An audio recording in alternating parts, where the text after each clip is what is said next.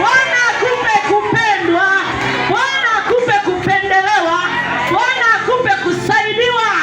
Kibali kikuinulie msaada ndani ya mwezi wa 5.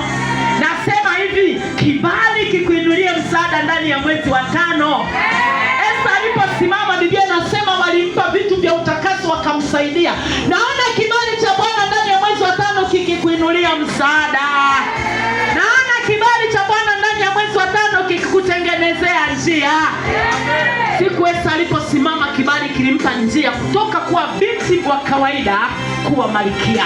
Bwana akupe kijina jipya kupitia kibali ndani ya mwezi wa 5. Hebu pokea kibali, sema napokea kibali. Mimi nimebarikiwa. Mimi ni mbarikiwa. Mwezi wa 5 mimi ni mbarikiwa.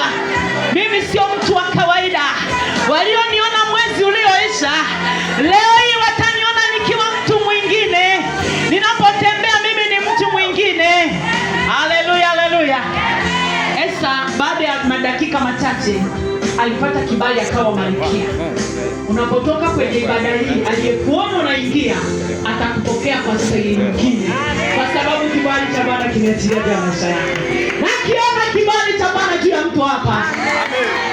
Nakiona kibali cha Bwana juu ya mwanaume hapa. Nakiona kibali cha Bwana juu ya binti hapa. Nakiona kibali juu ya mama hapa. Hebu kama umepokea kibali, mshangilie Bwana Yesu. Shangilie Bwana Yesu.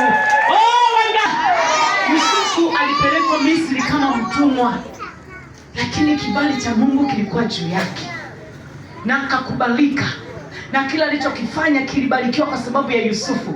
Bwana akupe baraka kwenye kazi ya mikono yako.